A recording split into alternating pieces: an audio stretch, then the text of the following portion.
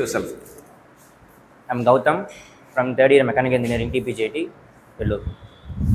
Meiyazhagan focus. சரியா? இப்போ என்னன்னா எமிசிவிட்டின்னு ஒரு கான்செப்ட் இருக்கு. அந்த எமிசிவிட்டி வந்து எந்தெந்த மாதிரிலாம் டிஃப்ரெண்ட் ஸ்ட்ரக்சருக்கு எப்படிலாம் கண்டுபிடிப்போம், how to find emissivity, how to calculate emissivity for different cases. So first வந்து infinite parallel planes அதுதான் பார்க்குறோம். infinite parallel planes தான் இந்த மாதிரி parallel-ஆ இருக்கும். ஸோ இதோட எமிசிவிட்டி எப்சிலான் 1னா இதோட எமிசிவிட்டி எப்சிலான் 2னா ஈக்குவலன்ட் எமிசிவிட்டி. இதான் ஈக்குவலன்ட் எமிசிவிட்டி வந்து எப்படி கண்டுபிடிக்கிறது அப்படின்னு பாத்தீங்கன்னா, கரெக்டா இது வந்து இந்த எப்சிலானை கீழே கொண்டு போயிடுங்க. 1 by epsilon equal to 1 by epsilon 1 plus 1 by epsilon 2 minus 1. இதான் வந்து இன்ஃபினைட் parallel planes. ரெண்டு பிளேன் வந்து பேரலா இருந்தா அது இன்ஃபினைட் லென்த் இருந்தா இப்படி கண்டுபிடிக்கலாம். ஸோ இது ஒரு இம்பார்ட்டன்ட் கேட் கொஸ்டின் கூட. அதே போல டூ கான்சென்ட்ரிக் சிலிண்டர்னா இதே ஃபார்முலா தான். இது பாரு, மேல ஒன்னு இருக்கா, இங்க ஒன்னு இருக்கா, இங்க 1 by epsilon 1. ஆனா இது வந்து ரெண்டும் ஒரு பிராக்கெட்ல போட்டு a1 by a2 அப்படின்னு வச்சுக்கலாம். a1 by a2 two concentric cylinder வந்து a1 by a2 அப்படின்னு வச்சுக்கலாம்.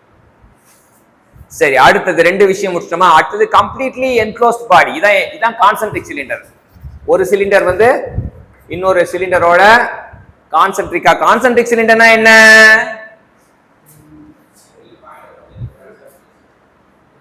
Two cylinder having center as a common point and two different radius. So இதோட diameter இது radius இப்படி இருக்கும், இது radius இப்படி இருக்கும். ஆனா சென்டர் ரெண்டுக்கு சென்டர் வந்து காமன். இது வந்து இப்படியே நீட்டி விட்டுக்கணும் சிலிண்டர்னால. Concentric cylinder. ஏதாவது கான்சென்ட்ரிக் சிலிண்டர் தான் இந்த ஃபார்முலா. சரியா? a1 a2. அடுத்தது கம்ப்ளீட்லி என்க்ளோஸ் பாடி. இதான் ஒரு பாடி இருக்கு அண்ணாதுரை, ஒரு பாடி எங்க இருக்கு, உள்ள இருக்கு. பாடியை சுத்தி இன்னொரு பாடி இருக்கு.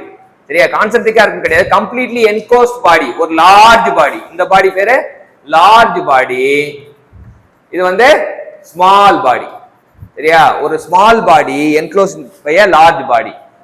அப்ப substitute 1 for the enclose body. Enclose பாடிக்கு இதான் என்க்ளோஸ் பாடி, இதுக்கு 1, இது 2. இப்படி இருந்தா என்ன ஃபார்முலா அப்படின்னா, அப்ப இவன் வந்து இங்க பாருங்க, கவனிங்க, நல்லா கவனிங்க. என்க்ளோஸ் ஸ்மால் பாடியை விட்டுறோம். அப்ப இங்க எப்சிலான், இதுக்கு ஒரு எப்சிலான் 1 இருக்கும், இது எப்சிலான் 2 இருக்கும். ஆனா இது equivalent emissivity equal to only epsilon 1. சின்ன பாடி என்ன பண்ணிட்டோம், எமிசிவிட்டிய கண்டுக்கவே தேவையில்ல. அடுத்தது two rectangle with common side perpendicular to each other. Two rectangle common side perpendicular to each other அப்படின்னா, two rectangle common side perpendicular to each other அப்படின்னா அந்த மாதிரி இருந்தா வந்து ஃபார்முலா வந்து எப்சிலான் 1 எப்சிலான் 2. இது இப்படிதான் இருக்குமான்னு தெரியல, ஆனா வந்து ரெண்டு ரெக்டாங்கிள் போட்டுட்டேன். ஸோ எப்சிலான் 1 எப்சிலான் 2 அப்படின்னா product of epsilon 1 and epsilon 2 போடலாம். சரியா? இதுதான் 4 கேஸ். 4 கேஸ் என்னென்ன லேர்ன் பண்ணீங்க கௌதம்? அது இருக்கிறத அப்படியே மேட்ச் பண்ண அவ்வளோ. இன்ஃபினிட் பேரலல் பிளேன்னா அங்க பார்த்துட்டு நம்ம போர்டுக்கு சொல்ல, நம்ம கம்யூனிட்டி பாரு, அங்க பாருங்க, கணத்து மேல முட்டு விட்டு அப்படியே இருக்கான் பாரு, அப்பா அவனுக்கு போகும். இன்ஃபினிட் பேரலல் பிளேன்னா இதான் infinite parallel plane. Two perpendicular parallel lines. Parallel இருந்தா ஃபார்முலா சம்மேஷன் 2. அதோட ஃபார்முலா 1 divided by, அங்க பார்த்து சொல்லுங்க, 100 by epsilon 1 plus 100 by epsilon 2 minus 1. அவ்வளவுதான். அடுத்தது நெக்ஸ்ட் கம்ப்ளீட்லி என்க்ளோஸ்டு பாடினா இதான் கம்ப்ளீட் ஸ்மால் பாடி. அதுக்கு மேல அவுட்டர்ல லார்ஜர் பாடி இருக்கும். லார்ஜர் பாடி இருந்தா சம் எப்சிலான் 1. அவ்வளவுதான். இந்த எப்சிலான் 2 கண்டுக்க தேவை. அடுத்தது மூணாவது two rectangle with common side perpendicular each அதர்னா எப்சிலான் 1 எப்சிலான் 2 ரெண்டு ரெக்டாங்கிள் இருக்கும். அதுக்கு எப்சிலான் 1 ஈக்குவல் டு எப்சிலான் 2. அதாவது எப்சிலான் 1 எப்சிலான் 2 னு போடுவோம். அவ்வளவுதான். அடுத்து கான்சென்ட்ரிக் சர்க்கிள்னா ஏரியா வரும் 100 by epsilon 1 plus a1 by a2 into 100 by epsilon 1 minus 2. அவ்வளவுதான். சூப்பரான எமிசிவிட்டி ப்ராப்ளம் கத்து கொடுத்த கௌதம்க்கு தேங்க்யூ சொல்லுவோம்.